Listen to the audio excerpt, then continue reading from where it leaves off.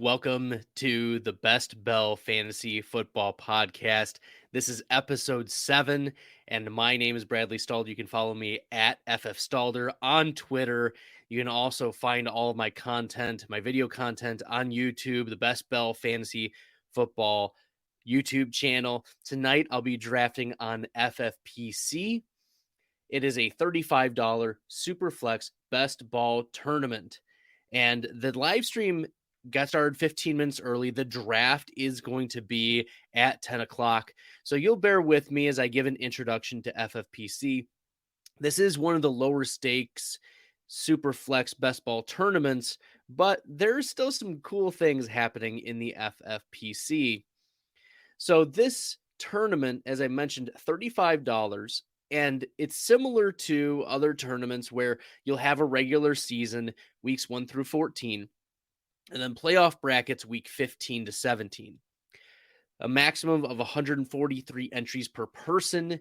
So you can max enter, and there's going to be 4,752 teams.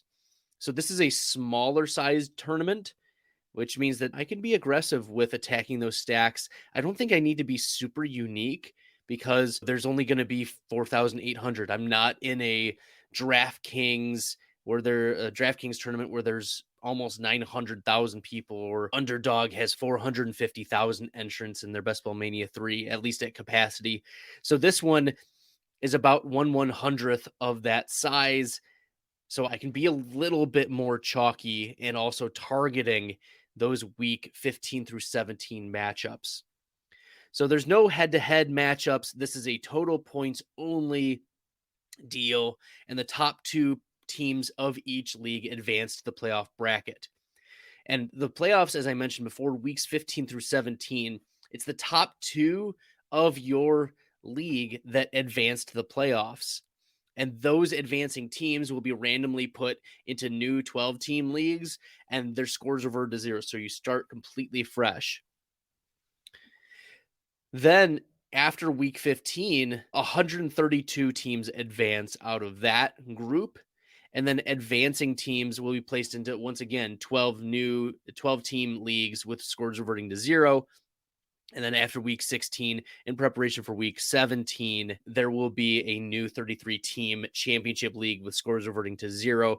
Ultimately, if you win week 17, you made it through the championship, the highest scoring team will be named the champion. And the payouts are as such. The first place prize is 10 grand. Second place, $5,000. Third place, 2,500. Fourth and fifth, $2,000. Sixth, all the way down to 10th, $1,500. And then $1,000 for 11th through 15th. And playouts come out to the top 33. So if you make it into that top 33 that you're competing against in that last round, you'll get paid out $500. So that would be, what is it? 15x or so of your entry fee if you make it in. Okay. So the scoring is pretty typical. It's full point PPR. For quarterbacks, it's 4-point passing touchdowns. The typical 25 yards gets you a point. If you lose a fumble for any of the positions, it's -1. And then -2 points for interception thrown, 6 points for a rushing touchdown or receiving touchdown. But what makes FFPC a little different in this particular tournament is it is tight end premium scoring. So there is going to be a little bit more love for the tight ends in this draft. And you have to keep that in mind. But this is Superflex. And in my experience of the Superflex leagues, no matter what, you're going to want to have your quarterbacks in these leagues. I don't care how much like your tight end is going to get bumped up. Really, the difference it's making for the tight ends, it's going to make a difference for Travis Kelce and Mark Andrews, and minimal gains unless you get lucky for another tight end. Like, we want to project that Kyle Pitts is going to do really well this year. We just don't know. There's risk there. Same with Darren Waller, right? With the arrival of Devontae Adams, there's going to be a target share competition. Devontae Adams, 30+% target share. There are concerns about Darren Waller. Same thing with George Kittle. Like, he's certainly a best ball candidate. You want to be comfortable taking George Kittle, but with Brandon Ayuk and Deebo Samuel still on the team, George Kittle is risk to have a lower floor in these particular tournaments. So yeah, we're gonna get started here in about 10 minutes when the draft begins. But I also wanted to point out a few other things that in Superflex, this particular tournament, right, we'll see that the ADPs for quarterbacks are higher, but I wonder how efficient they are. If you're going to be really scrambling for your quarterback too, that's going to be a problem. So I do want to be aggressive in targeting at least my top 2 quarterbacks in this draft. We'll see what comes back around to me. I have the 4th pick in this draft, but yeah, I don't know who's going to be available to me. Even at the start, in the first 4 picks of these drafts, it's typical that you see something like start out with Josh Allen and then Patrick Mahomes and Justin Herbert and Lamar Jackson. So we'll see who comes to me. I'm going to be comfortable taking almost all of those players. And it also looks like, looking at the ADPs, I'm not going to share that page. I am going to share the draft board so you can walk along with me and see who gets drafted where. And I'll also I have put the YouTube clip in the chat. So there we go. Copy and paste.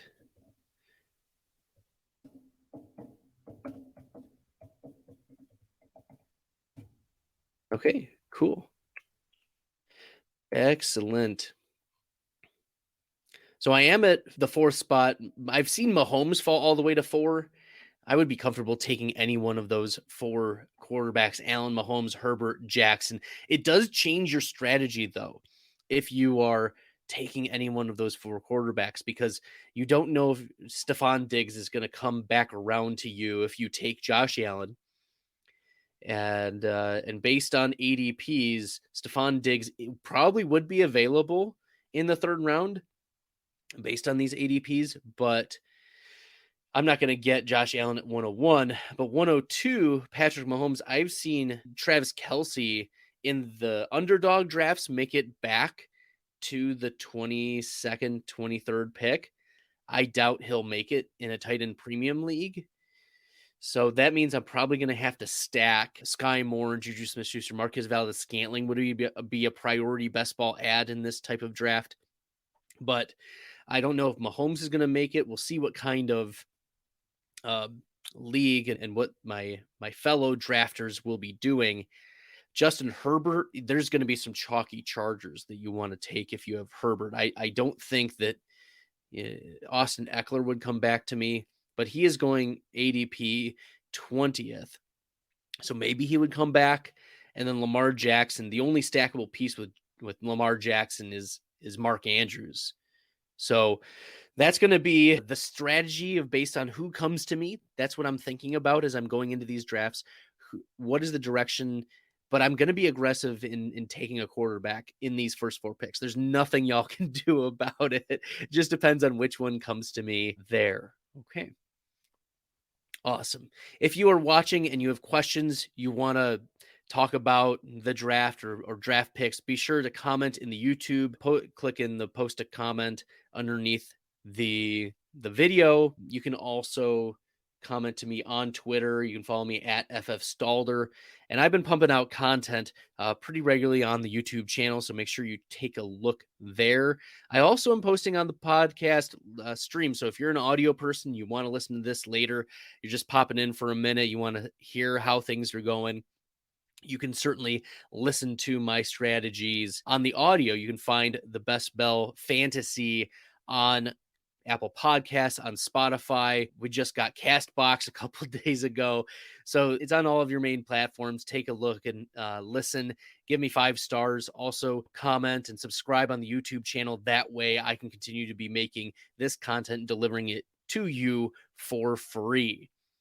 Great. We're going to get started here in 5 minutes. I just got the warning of the 5 minutes coming up. The lineup situation is 1 quarterback, typical, 2 running backs, only 2 wide receivers, a tight end, and a flex play. And the super flex, of course, position, because this is a super flex best ball draft. So if you're unfamiliar with even the best ball format, the computer automatically gives you your best lineup, and you compete against other teams' best lineups for that particular week, and you accumulate points over the course of the first 14 weeks, and then weeks 15, 16, 17, if you qualify for the playoffs, then hey, you get to compete. And if you finish in the final 33 of the draft, so that's about 8% ish of those who play will end up getting like a 15x payout. That's not too bad. So it's worth it. Try out, have a couple of them, and join in on the FFPC. I've done a few of these best ball drafts. They're slim drafts, so there's no defense, special teams. There's no kicker, team kicker. So you can be pretty aggressive in trying to fill your flex spot, the highest flyers. You don't have to worry about, am I going to need a bye week for this defense or bye week for that kicker, or taking triple kickers or something silly like that. No, we'll be in good shape. It's just going to be your straight quarterback, running back, wide receiver, tight end, slim draft. Okay. Very good. And as I mentioned, I'm going to be in the 4th spot here on the FPC draft. Let me adjust the brand, and we should be all set to go. Wonderful.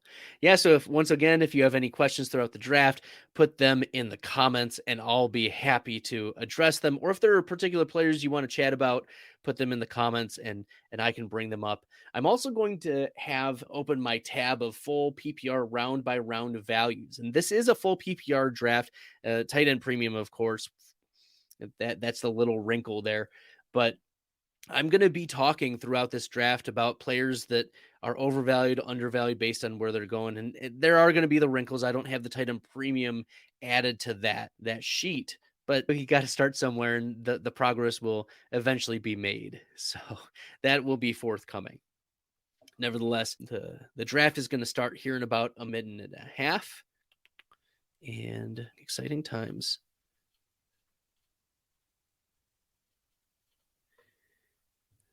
Cool. Yeah, thanks again, everybody, for joining on in. And cool. I'm just moving around some tabs so that we're all set. It's my first FFPC that I'm drafting on this particular YouTube channel, so bear with me as I adjust. But the first 4 of ADP: Josh Allen, Patrick Mahomes, Justin Herbert, Lamar Jackson. There is some Jonathan Taylor occasionally going at the 4 spot, but Lamar Jackson seems to be the consensus 4th player overall. All right. And we'll get started here in just a second. Yeah, 25 seconds until kickoff. We'll see if Josh Allen is, in fact, the quarterback 1 going off the board. I've seen a variety of different directions that the 101 has gone here. I don't think Travis Kelce is worth the 101 in a Superflex draft. You need to have 2 quarterbacks because those are going to be your highest scoring players. But we'll see what wrinkles this draft room is going to bring us. Yes, and the first pick selected is Josh Allen. He goes 101, not a surprise. 102, Justin Herbert goes off the board ahead of Patrick Mahomes. And now Lamar Jackson is staring right at me. I said I'm going to take quarterback. I'm going to go Lamar Jackson, drafting Lamar Jackson. That was a no-brainer for me. I love Lamar. I think that he was held down last year by the injury bug, but also by the COVID list. We forget that he got COVID not once, but twice. He was placed on the COVID list numerous times. And the Ravens were the 7th pass heaviest team in the NFL last season. I think that they do go back down, especially in light of the trade of Hollywood Brown. I don't have a lot of confidence with Rashad Bateman stepping into a 26% target share, but Now we've seen, I think it's wheels up for Mark Andrews. So Josh Allen, Justin Herbert, Patrick Mahomes, Lamar Jackson, Kyler Murray goes off at the 5, and now Joe Burrow goes off at 6. Jonathan Taylor has now fallen to at least the 7th pick, and he is selected at 7. Yeah, that's about right for Jonathan Taylor in the SuperFlex drafts that I've been in. I mean, I'm surprised at Joe Burrow. Now, Joe Burrow, we love the Bengals. Like, I wouldn't be surprised if Nasty 514 wants to stack his Bengals. That's fine. I really love T. Higgins and I love Jamar Chase, but the issue with the Bengals is that Joe Burrow is not a mobile quarterback. And so his ceiling is going to take mammoth games, mammoth passing games for him to return value to you. Looking at last year, he was getting 22 fantasy points at like 27% of the time, including playoffs. But you'd expect that in a high-flying offense with T. Higgins and Jamar Chase and even Joe Mixon catching pass, Tyler Boyd, a respectable wide receiver 3, yikes. That's not the rate that you want Joe Burrow to be hitting at. So for me, he's a fade behind the likes of Tom Brady, Russell Wilson, Jalen Hurts. I think all those players deserve to go ahead of Joe Burrow right now. So after Burrow and Taylor, Jalen Hurts goes off the board. Christian McCaffrey goes off the 9 spot. Cooper Kupp is stacked with Matthew Stafford on the way back around. Tom Brady, Dak Prescott, Russell Wilson. Derek Carr is the quarterback 10 coming off the board. Wow. Okay. Travis Kelce, the tight end 1, goes off at the 204. And we're on our way. We are well on our way. I don't think that there's going to be the player that I want coming up. I don't think he'll be available, but we will see what O negative at the 8th spot does. He selects Mark Andrews. There goes my stack, though. My only stack. You couldn't wait? You couldn't wait? Mark Andrews goes off at the tight end 2. So I think I'm going to wait a long time for my tight end now. I'm also not afraid to draft Lamar Jackson naked. Okay. So we'll see who's available here. I am worried about Aaron Rodgers just because they run such a slow offense. They probably will be pass heavy, but missing Devontae Adams, that's a big piece. Oh man, do I snipe at this spot? I don't know. There's a possible snipe situation coming up soon, but we'll see who 514 BBSF selects. 20 seconds left on the clock. It is a 60-second timer for the FFPC, these FFPC drafts that you'll do here at 10 o'clock p.m. Eastern. Okay. Yeah, if you want to put some comments in the YouTube chat, please let me know if you want to talk any particular player. And it looks like Trey Lance goes off the board. Did I talk myself out of Aaron Rodgers? Oh, the Packer homer in me is so against that. But there aren't really a lot of stackable pieces other than Aaron Jones. And he has a week 14 bye. Yikes. At least that's not in the playoffs. All right, Aaron Rodgers it is at the quarterback 14 right now. I did not snipe Austin Eckler for Troy McClure. We'll see if he selects Austin Eckler. Nope, he gets sniped. So Lamar Jackson, Aaron Rodgers at quarterback 14, week 14. I am going to have to get some Packers later on, but those ADP should be depressed. And if you're targeting Packers, it is what it is. So I think I'm going to want some of that late round correlation, take some of the players that are going later, but there's not really a lot of stackable pieces with Lamar Jackson either.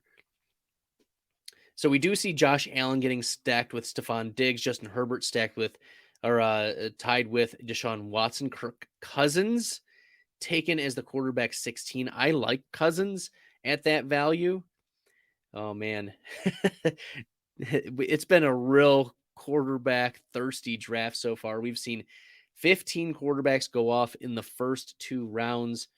Devontae Adams goes off, and then now I am back up.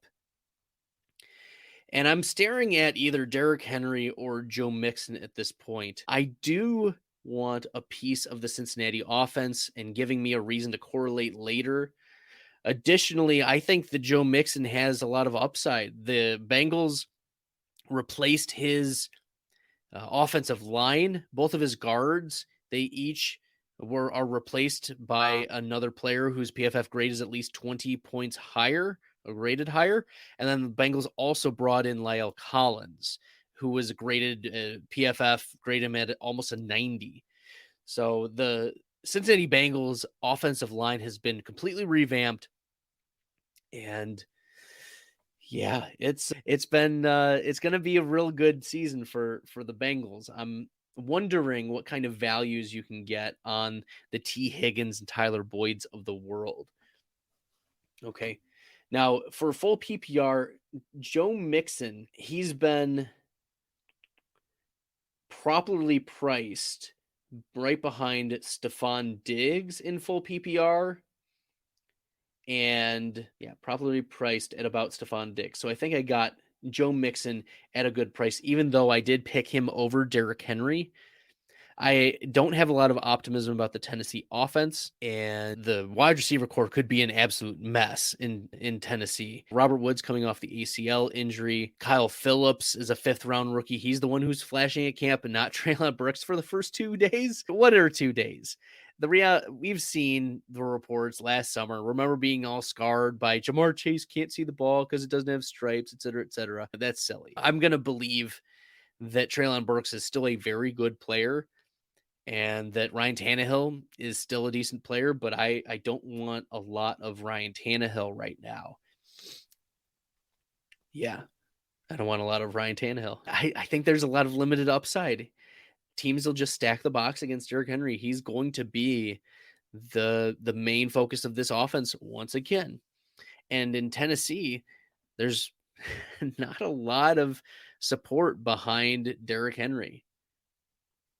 So it's going to be the Derrick Henry show. Post-Apex running back coming off an injury where he had to have 5 screws in his foot. Not the type of player that I want to be targeting in a full PPR draft. Joe Mixon at least has had a 9% target share each of the last 2 seasons.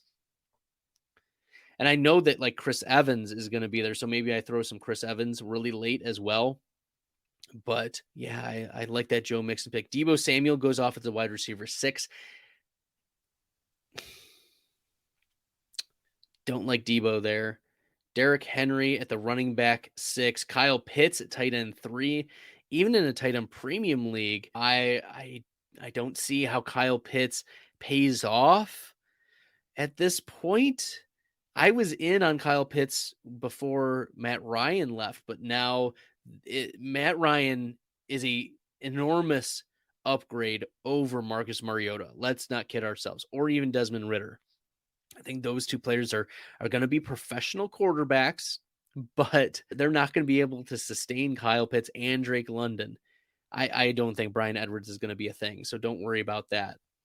CeeDee Lamb goes off at the wide receiver 7, Dalvin Cook at the running back 7 in the 3rd round to be paired with Christian McCaffrey. There are 2 teams so far who don't have a single quarterback through 3 rounds, and that's Team 7 and Team 9. I don't see how those teams can make big moves. Like, you need elite quarterbacks in these tournaments. You need them. I don't see how it works out for you if you don't have the high scoring players. Quarterbacks tend to score the most amount of points. I know it's full PPR, but still, it's going to be difficult for you to replace those quarterbacks, and at least bye weeks at this point. So I wouldn't pick Justin Fields even if he came to me right here, and he doesn't. But Javonte Williams, Alvin Kamara are right here, and I'm on the clock and looking at who's best priced. And it's probably going to be Alvin Kamara. I'm also looking at, did Fournette go off? Fournette did go off there. Mike Evans is not there, but Mike Evans probably would come back around unless I missed Evans. No. So I'll probably go with Alvin Kamara here. Getting Kamara in the 4th round, that's a risk, but at the same time, like, his timeline has been pushed and pushed, and I wouldn't be surprised if he isn't disciplined till 2023, if he's disciplined at all. And of course, now I get sniped on Aaron Jones. Okay. Like, I have Alvin Kamara significantly ahead of Aaron Jones. Aaron Jones should be probably 1, 2, 3, 4, 5, 6 picks behind Alvin Kamara, and he was the next pick. I feel bad about getting sniped there. I thought that maybe he would come back around, but there are some wide receiver values that I want to hit on. Hopefully the other teams don't get them or they're not watching. Yeah, so there we go. I'm liking how my team is turning out. I've got 2 pass catching running backs. I've got my 2 quarterbacks, and Mike Evans goes off the board.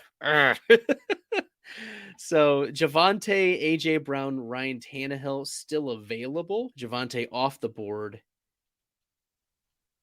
And AJ Brown is a consideration here, but also looking at T. Higgins. I think T. Higgins is the better pick here to correlate with my Cincinnati. And there we go. So I've got the Joe Mixon, T. Higgins correlate, and Alvin Kamara and Aaron Rodgers are out that week 14. So I do have to be cognizant of weeks 10 and 14, also because Lamar Jackson is out. So that's going to be brutal. Missing some of my big time players. So I'm going to need to take some shots here later on. That's okay, though. I've got a core of high flying players who are going to produce in best ball. Looking over the last 3 years, T. Higgins has a 41.7% win rate. And last year, he had a 47.9% win rate. That means that's the percentile adjusted rate of the number of times he would hit at least 15.5 PPR fantasy points. So almost half the time, he was making the equivalent of your flex spot. And I'm happy having him as my wide receiver 1 on the Cincinnati Bengals team. I'm sure that nasty 514 is ticked off that I've gotten the Bengals correlations going, but here we go. Yeah, I don't see the value in drafting the likes of TJ Hawkinson or Dalton Schultz at this point in the 5th round. I know it's tight end premium. I get it, but it's just too rich. It's too rich. You're going to be leaving value on the table, and I'm going to be happy getting my 4 tight ends middle to the end, including like Hayden Hurst and Robert Tonyan and a few others who are, I think, have some upside. So I'm not going to be too worried about the likes of Hawkinson and Schultz going off at tight end 6 and tight end 7 in the 5th round. It's 1.5 tight end premium, but yeah, that's not going to be something I'm too worried about. Okay, so far there is still one team through 5 rounds who has not drafted a quarterback. History Bark has gone McCaffrey, Dalvin Cook, Saquon Barkley, Cam Akers for 4 or 5 picks are running backs, and then Travis Kelce in the 2nd round as well. That's just suboptimal when quarterbacks are what are going to get you there. You need to start 2 every week. And you can't afford to not be starting a quarterback, even in your super flex spot. The possibility that not only is your flex position outscoring, but also your super flex outscoring your opponent.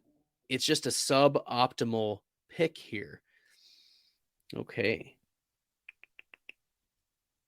It's suboptimal. And DK Metcalf as your wide receiver 1. Yeah, I think that those are not the right selections for this point in the draft.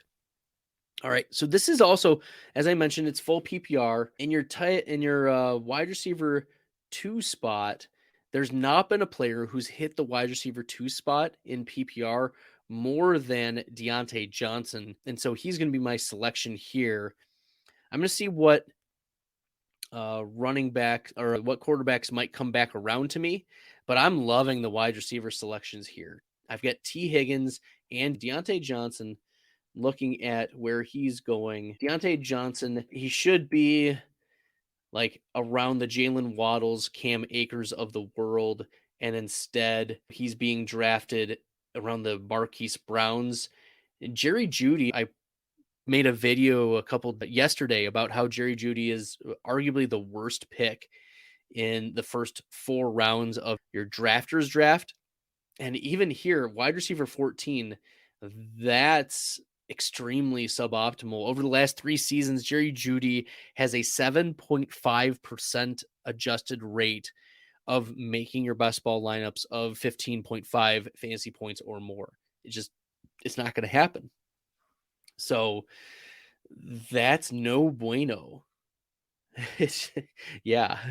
It's not going to happen. Jerry Judy returning on wide receiver 14, extremely optimal. And I think spot 12, Mo, he's gone 3 quarterbacks in the first 4 rounds. And then Nick Chubb, who doesn't have PPR upside. Antonio Gibson doesn't have PPR upside.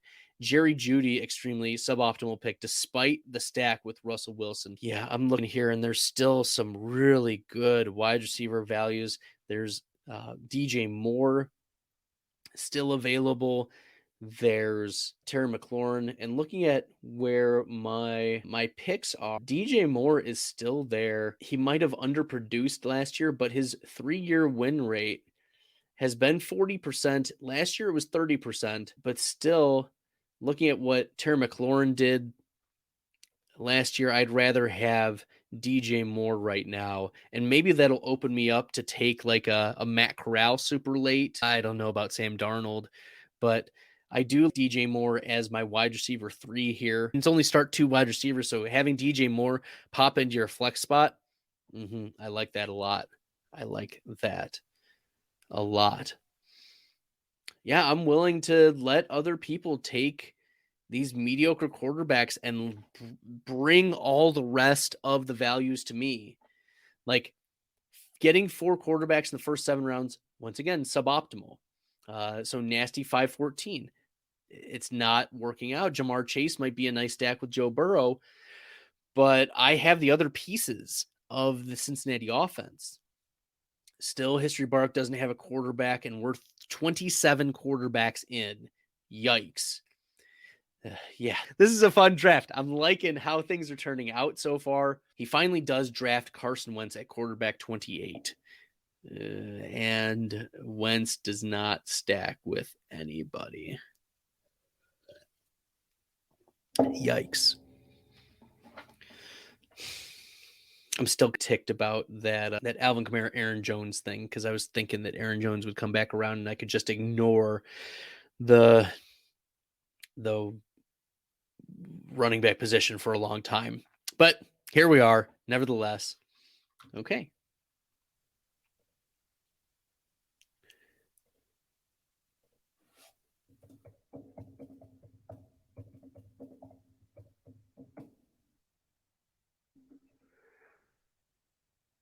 Okay.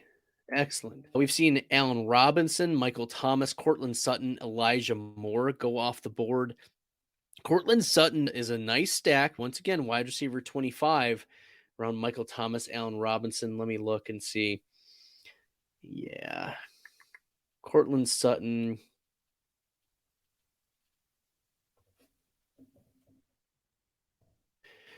Yeah, going around that same spot. That's fine. Looking at who else is still left on the board, ADP wise, DeAndre Hopkins. He might be back. That would be an interesting pick. Dallas Goddard, I talked about being one of my tight end fades right now. Early this offseason, I was all in on Dallas Goddard. You got to get him 28% target share since Zach Ertz had left. He averaged 28%, and like 5 of his 8 games or 6 of his 9 games were 28% or higher. It was pretty massive. So you wanted Dallas Goddard until A.J. Brown came. A.J. Brown's 25% target share really does nerf the touchdowns and the target share that Dallas Goddard was going to have. So I feel bad for all the Dallas Goddard drafting that I had been doing earlier, but you win some, you lose some. But if AJ Brown struggles with injury, it's going to be Goddard in those PPR situations. Okay, cool. I wonder if the Kyler Murray drafter is going to want to take DeAndre Hopkins at this point. It seems about right. His ADP is 71.4, although you lose, you guaranteed to lose Hopkins for 6 games, and he wasn't looking great earlier. So we'll see. Yeah, I don't want Kenneth Walker. I don't want Zach Ertz. Probably AJ Dillon might be a consideration here. Let me look at where Dillon is. Yeah, that's a little early for AJ Dillon. Brandon Cooks went off the board. Thielen looks like a good pick here. I like Thielen. And then I've got 4 wide receivers in full PPR. Adam Thielen has been an absolute monster. And I know that I probably took him a little earlier, but his ADP on drafters.com, for instance, is higher than AJ Dillon. So I feel like I made the right selection there. Adam Thielen, yeah, he should be more of pick 53 to 57 if you were just going by non-tight end premium regular 1 quarterback leagues. So I like what I'm getting there in Adam Thielen. And after that, Zach Ertz and Dawson Knox go off the board. Yeah, DKB says he likes that Thielen has top 20 ceiling. He was wide receiver like 14 last year before the injury. I'm big on Thielen. I think the Minnesota Vikings offense takes a step forward with O'Connell. The Rams last year, or the last 2 years, each year have been the second highest game script adjusted or neutral game script adjusted pass heavy offenses. For reference, the Vikings have been 11th, and I've been talking up the Vikings offense. I want some pieces of that. I'm kicking myself that I took Aaron Rodgers over Kirk Cousins and haven't been able to get much of Green Bay, but I do need some additional play here. So let's get some correlation going. I'm hoping that there is one player that I'd like at this spot, and we'll see if we get him.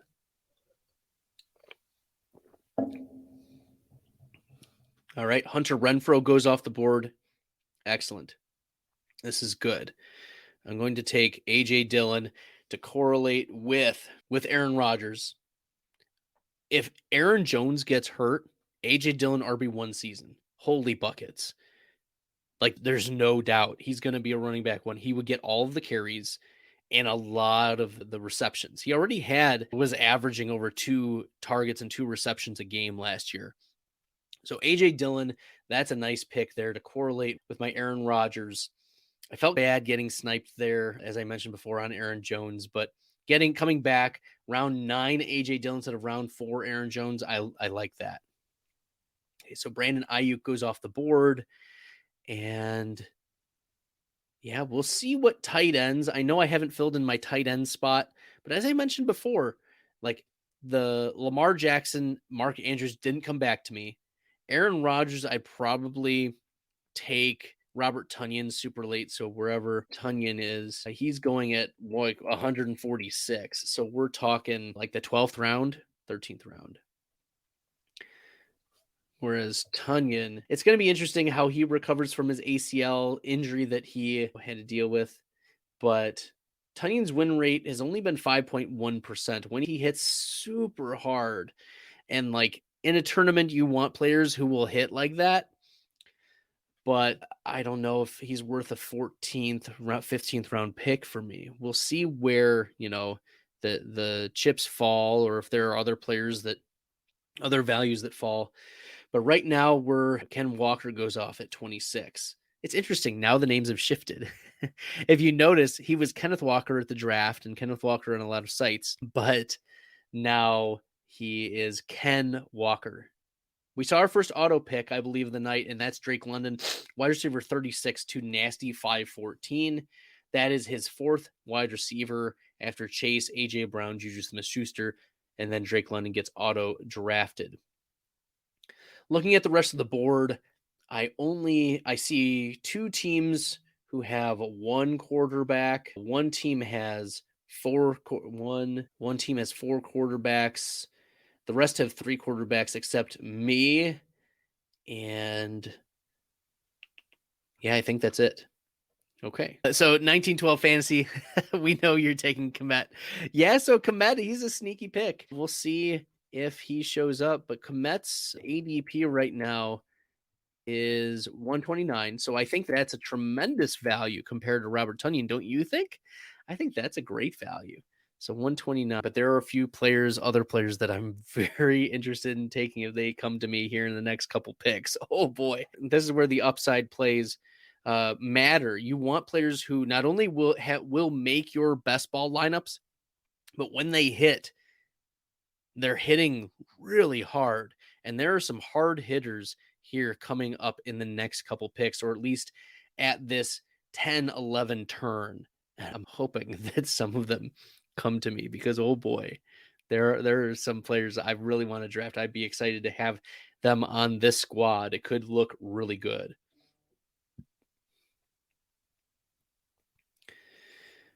Okay. Okay, so DKB offers a little anecdote here. AJ Dillon was playing on the field next to my sister in high school. I had no idea who he was, but 5 carries for 300 yards and 5 touchdowns got pulled. Yeah, you got to keep those players like that healthy. I tell you what, you got to keep players like that healthy. I do prefer AJ Dillon over Chase Edmonds and especially over Devin Singletary. I think there's a significant tier drop. The Packers are going to focus on the run. They're going to focus on getting those pass catchers involved. And okay, so let me do a little bit of search here just to verify. But yeah, I think that's a stretch for him. But how much time do I got left? 30 seconds. Yeah, I got plenty of time. Oh, I'm taking a deep breath because there's a lot of options here and I could go multitude of different ways, but I think I'm going to go with the YOLO pick, and that's going to be Rob Gronkowski here at this point. It's going to take away from the Tom Brady, but in the 10th round of a full PPR draft, Gronk, his upside is massive. And there are other tight ends who will be able to just fill in PPR spots later on. But if Rob Gronkowski hits, he hits ultra hard. He hits as hard as Kittle. He hits as hard as Andrews. So we're talking about a 4th or 2nd round value going in the 9th round. That's the type of upside. He could zero out, but in a 20-round draft, I don't mind taking a late pick on a PPR tight end that I like. Gesicki gets taken. He was one that I was thinking about.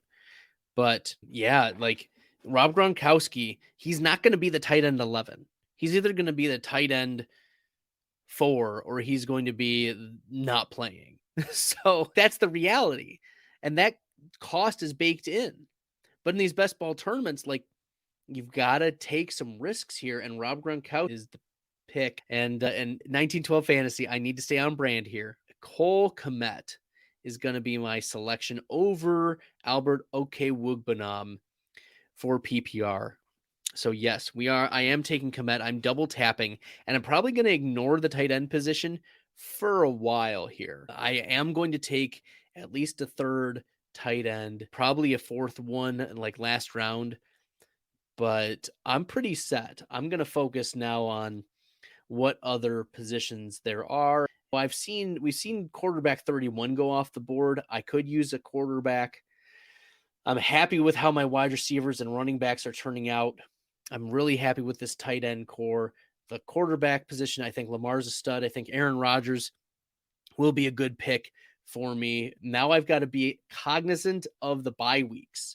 So right now I've got Aaron Rodgers, Kamara, Dillon, and Kmet all week 14. So the Saints, the Bears, the Packers.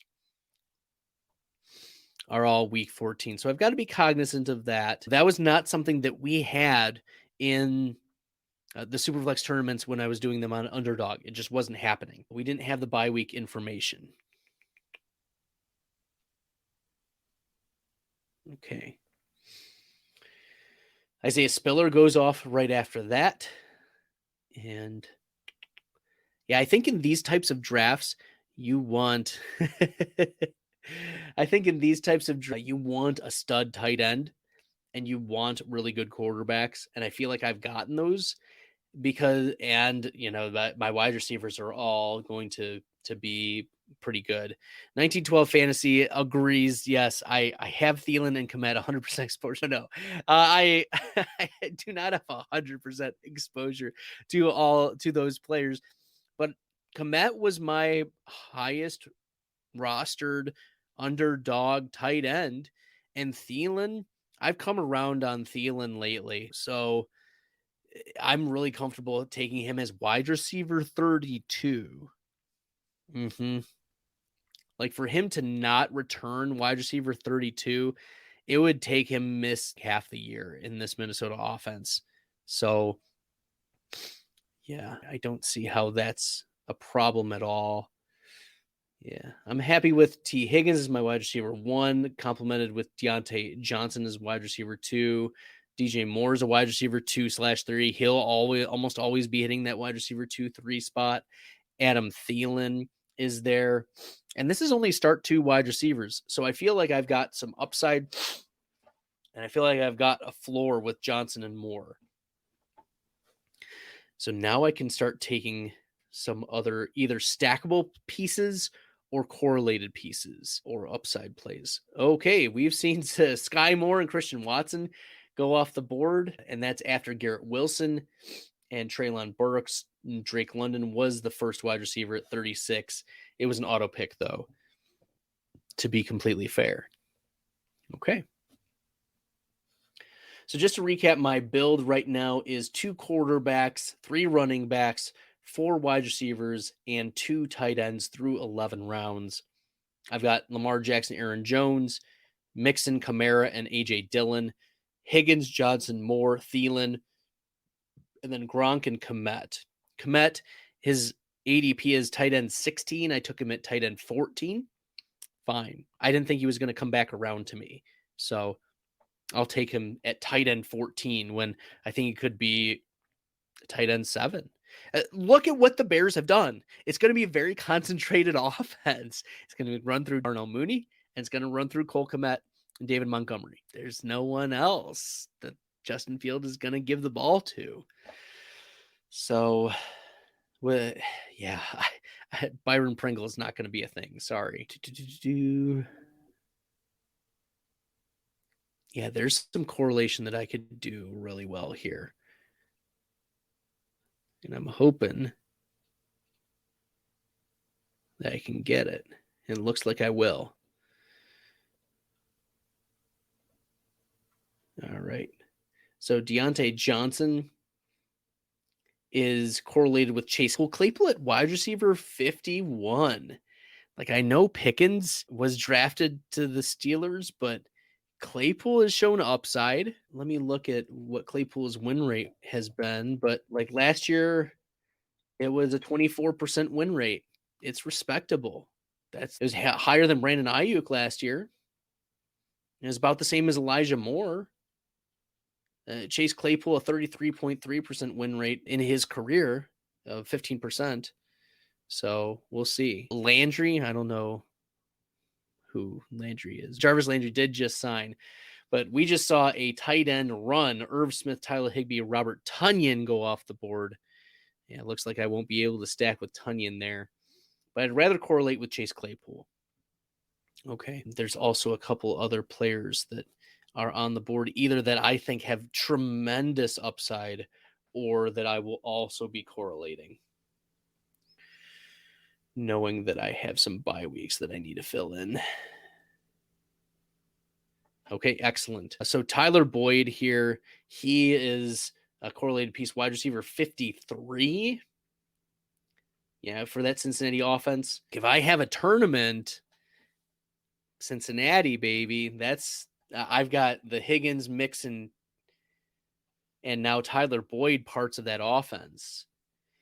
And I've got some of the Pittsburgh at the end.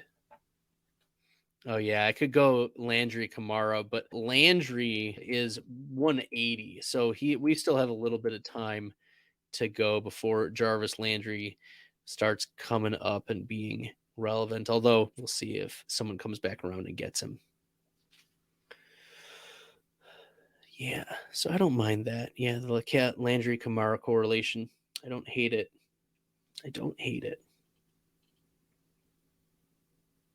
All right, we're now in round 13. I've taken some wide receivers, and I feel like I don't need to hit on too many more wide receivers because I've got Higgins, Johnson, Moore, Thielen, Chase Claypool, Tyler Boyd.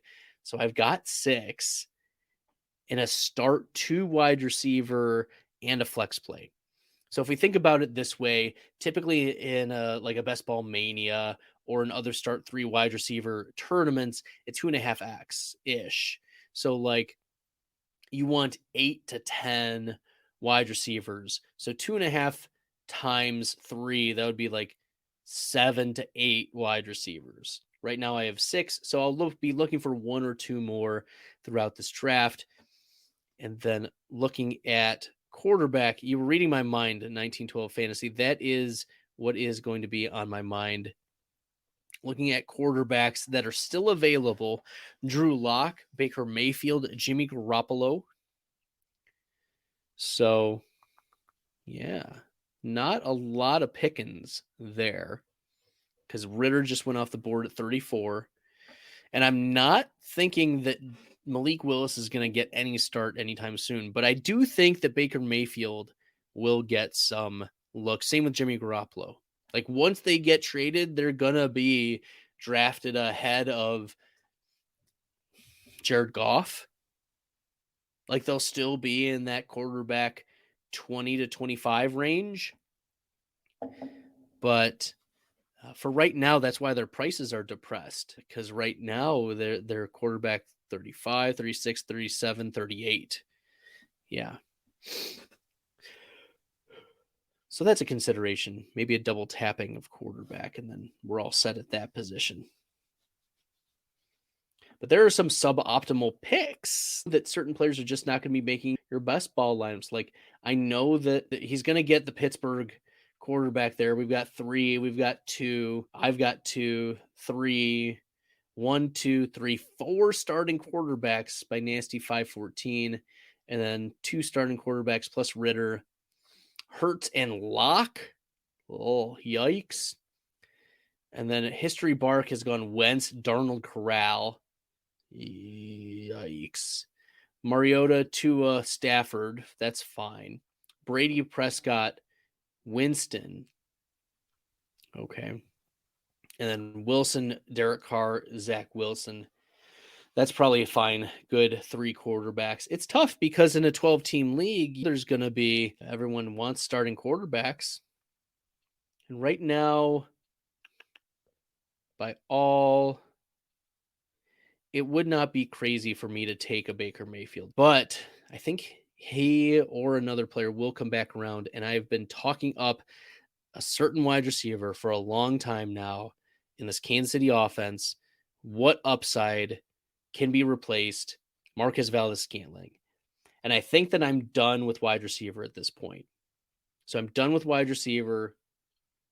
The quarterback will probably come back around to me. It doesn't look like the 1 and 2 spot would draft a quarterback, maybe squad 3 with Mahomes and Tannehill, and that's it. But other than that, I'm not going to be too worried about quarterback here. Yeah, someone is just taking, like, he's taking four tight ends. Like, holy guacamole. Okay, that's just how it's going to be. But I don't know why Marquez Valdes-Scantling is falling so far. Wide receiver 57. Holy buckets. Even in full PPR, this is a player who 17% of the time is like your wide receiver too, like fitting into that spot over the last couple years. So like Marquez Valdes-Scantling Yeah, 21% win rate and 19% win rate. 3-year, 21% over the last 3 years, and 19% last year. All right, so I'm on the board. Malik Willis did go off, but that's fine. I think I'll take Baker Mayfield here. And now I have my 3 quarterbacks. J.D. McKissick also goes off the board. And I wouldn't mind taking a 4th quarterback here. We'll see who comes back around. But I think the only legitimate option is going to be Jimmy Garoppolo. And he might be available even in round 17.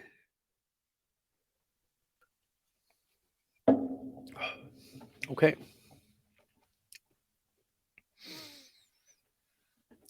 Awesome. Yeah, so I think I'm done with wide receiver. I've got 7. And then I'll be hitting on running back and tight end and maybe 1 quarterback. So 1 quarterback's probably going to fit one of those last 5 spots. And then a tight end. We are getting thin on tight ends, but Hayden Hurst already went off. I was bummed about that. Gerald Everett, I think, is a great value at tight end 24. There's some wide receivers here that I can't. I want to draft. I really want to draft these wide receivers, but I just can't because I don't need it. I don't need to fill those spots. We'll see who comes back around. I might take shots on a couple rookie running backs at this point. There are a few still available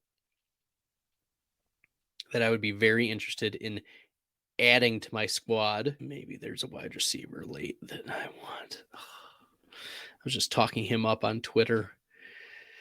I know I get caught up in my takes, but it is what it is. Did Jamison Crowder or Jarvis Landry go off? Yes, he did at wide receiver 58, ahead of Marquez Valdes-Scantling.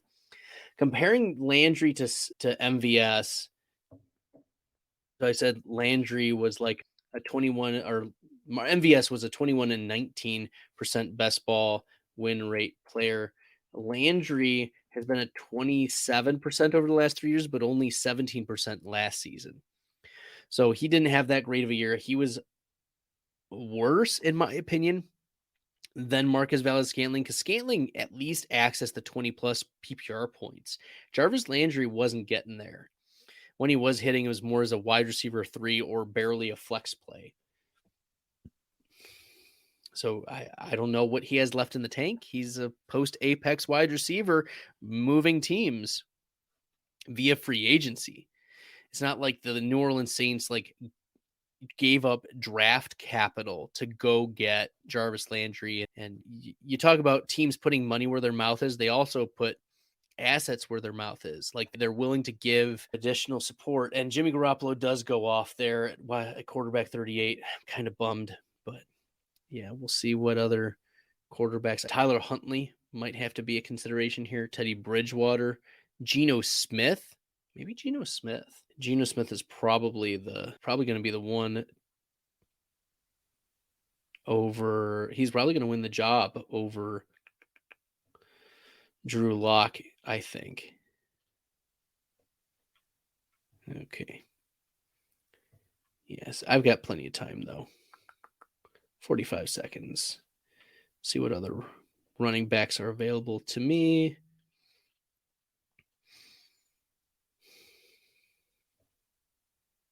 Baltimore has one in Gus Edwards, but I don't know about his recovery. Zamir White, he might be carrying the load for the Las Vegas Raiders by the end. So we'll see. Let's see what's going on with the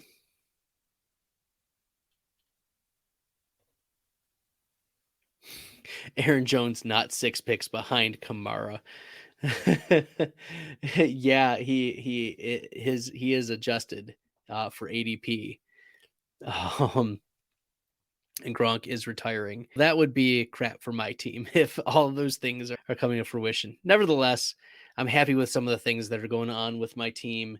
I've got my 4 running backs, fragile running back build with Mixon, Kamara, And then A.J. Dillon, and not another one until Zamir White, running back 55. Yeah, let's take a look at some of the tight ends that are still available.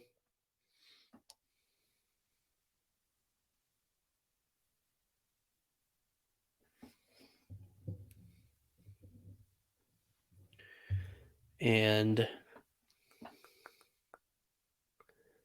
yeah, I don't know if I want to take a tight end right there. Probably running back.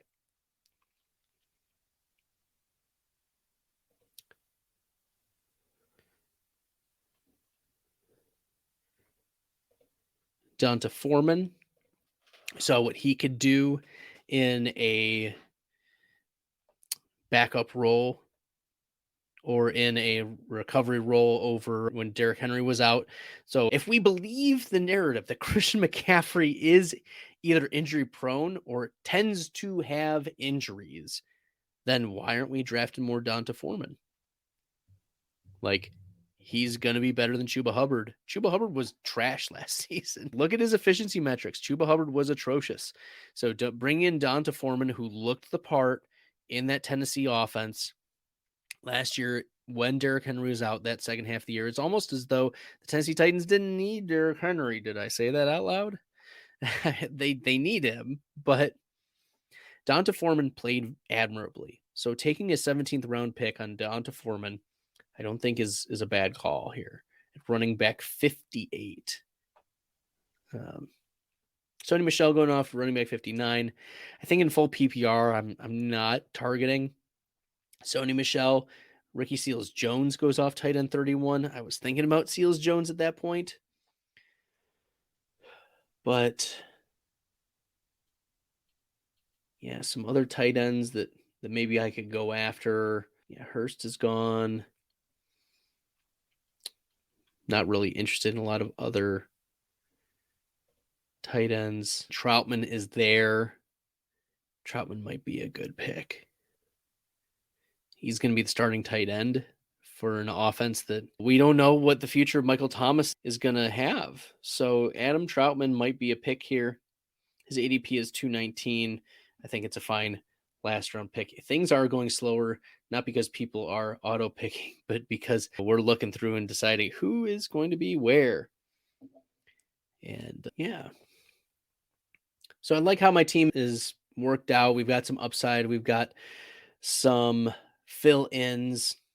Week 14 is going to be tough for my squad. I'm going to need another tight end, but Adam Troutman's bye is week 14, so that's not going to work. Same with Jelani Woods. So maybe a deep cut tight end would be fine here. I'll add one to my queue that I like his talent.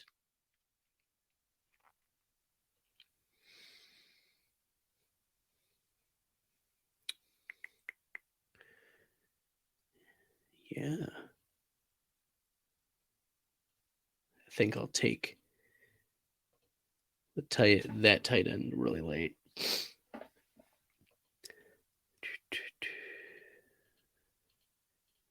Ooh, there's some Cleveland players that are available for wide receiver right now, like DPJ and David Bell. I think David Bell is going to be immediately involved in this offense. He's probably going to work out of the slot, is my estimation. So Amari Cooper, DPJ on the outside, David Bell in the slot. Yeah, I don't think but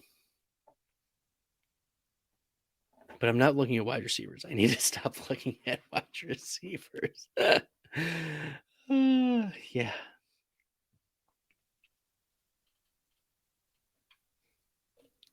We'll look at quarterbacks right now.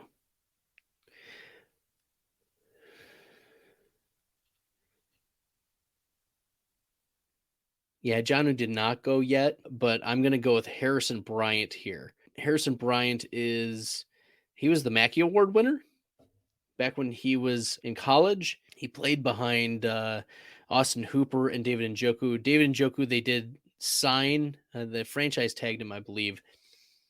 But we'll see what happens. Njoku has not been healthy his whole career. So that's a possibility. And I needed someone else available week 14, especially if Rob Gronkowski's not there. Yeah, looking at some of the quarterbacks.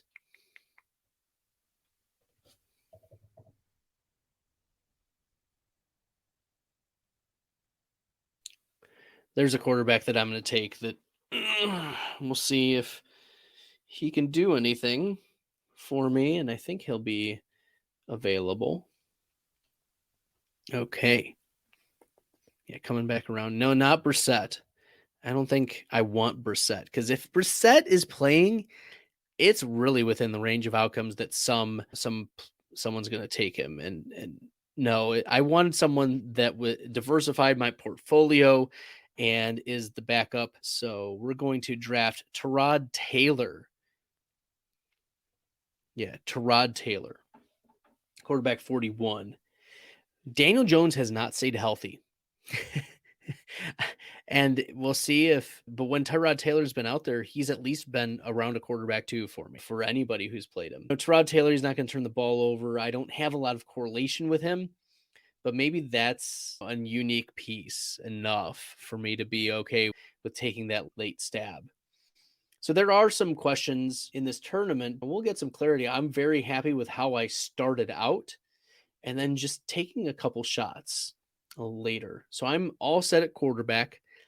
I'm all set at wide receiver. Running back or tight end is going to be the question for the 20th round.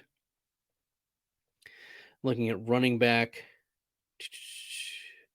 there are some running backs out there that are of PPR interest to me, but also to correlate, I think there is a singular one.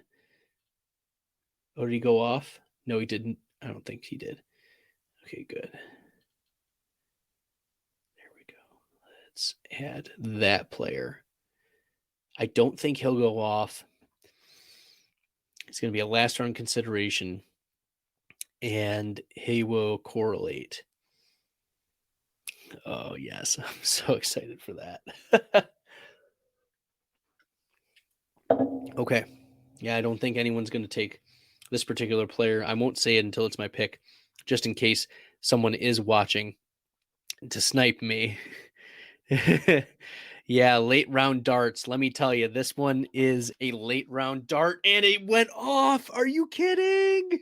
Are you kidding? No. Chris Evans, running back 69. He's going to be my correlated running back with Joe Mixon. That stinks. That really stinks. Yikes. Okay. Now I've got to look and see. Are there any other? Wan'Dale Robinson goes off. Oh, man, there's some real good values at wide receiver still out there. You got to take some picks. Nope, this will correlate. Okay. So Billy and I were talking at the previous podcast about how Josh Jacobs' fifth-year option was declined and how Zamir White was an interesting pick in the fourth round for the Raiders. In PPR, if Josh Jacobs, and Billy talked about this in the pod, Josh Jacobs is a trade candidate mid-season if a team really needs a running back. If that's the case, it's going to be the Kenyon Drake, Zamir White show. Holy buckets. And we've seen what Kenyon Drake can do.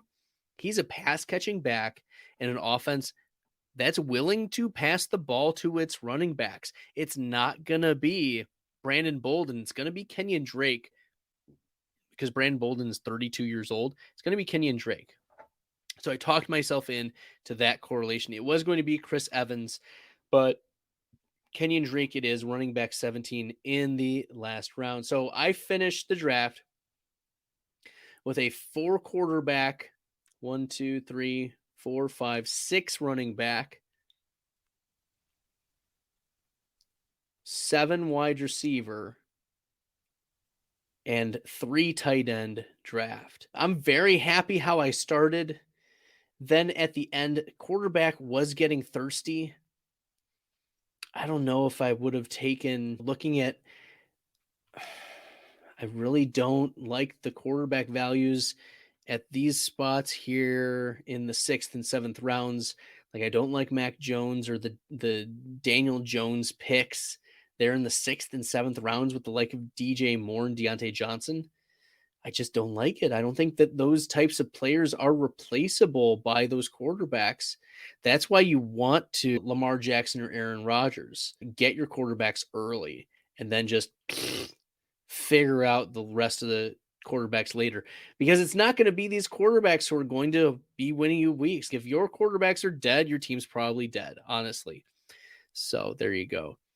Do you think the Raiders will be selling players by the trade deadline, though? They're still the worst team in their division. No matter, like Devontae Adams, he's a needle mover, but I don't think the Raiders are better than the Chiefs. I don't think the Raiders are better than the Chargers. I don't think the Raiders are better than the Denver Broncos. No, I think that they won't be in playoff contention, and there will be teams calling about Josh Jacobs because he's a former first-round pick. He's got a couple 1,000-yard seasons under his belt. Yeah, there you go. Radio Cambodia, drafted out of the 5 spot. Let's take a look. Murray, Lance, Davis Mills. Yeah, we've got some Cardinal and 49er correlation. I like that. Brandon Cooks to stack with Davis Mills. That's nice. Rondell Moore. Yep, Trey McBride. McBride I've mentioned as a fade, but if Zach Ertz goes down, that's a possibility that Trey McBride steps up. He's the best tight end in this class, so that's not too bad of a pick. And then you've got Nico Collins, late stacking. Keontae Ingram is probably going to be the handcuff to James Conner. We've seen Conner miss time. Keontae Ingram's an interesting pick, and I love Wan'Dale Robinson, that last round pick. That's really nice. So Radio Cambodia, I think that's nice. That's a good pick, good set of picks here. I thought that was a well-balanced team. I do Davis Mills as your quarterback 3. It's one of my favorite picks. Round 7 is a little rich for me, but this was how the draft was going, So, I want to thank everyone for tuning in to the Best Ball Fantasy podcast. Make sure that you give a subscribe on the YouTube channel. When I put out the audio for this, make sure you give 5 stars. Love interacting with the audience. Thank you so much for the conversation back and forth. 1912 fantasy in particular. Radio Cambodia wanted Brevin Jordan. I love Brevin Jordan too. He's one of my favorites. DKB also, I appreciate you giving some commentary. And I'll be doing drafts like this. I'll also be pumping out a lot of best ball content and players that I like, builds that I like, different formats. I'll be doing lots of different live drafts. I've done drafters.com. I've done now some FFPC. Earlier in the offseason, I was doing Underdog while they were available in Michigan. Hopefully soon they'll be returning. There's no official word yet, so don't take my word for it. Nothing like that. No, nothing official, but I'm just hopeful and praying that Underdog returns so that I can get in on the Best Ball Mania 3 or when I go to... I'll have to check out when I go to Chicago next weekend, see if some Best Ball Mania 3 drafts are available. So there you go. I appreciate everyone tuning in. Make sure you subscribe on the YouTube, give some likes, 5-star ratings on the podcast. I appreciate y'all. And we'll be doing these again soon. So thank you so much. If you haven't followed me on Twitter, make sure you do at FFStalder. Send me some DMs too. And we can talk about builds. We can talk about the player takes. And also check out the Google Sheet that I posted. I pinned it on my Twitter page.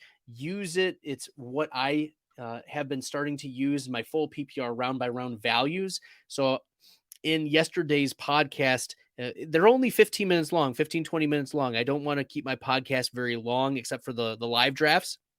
But check out the podcast. And in there, I reference this sheet where it is a 3-year value rating versus ADP and just last year's value rating versus ADP. So you can see the win rates of particular players and then aggregated and percentile adjusted compared to ADP. So you can identify which players are risks, which players are values, and which players maybe there's a reasonable explanation that the value rating has them so low. Like for instance, I'm looking right now at Albert. He's not ever been a 15.5 fantasy point game person or even 16.4, which is my threshold for being a tight end 1.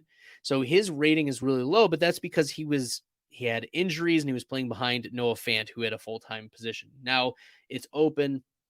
So his rating is pretty low. I want you to check those out. I appreciate all the love. Thank you so much.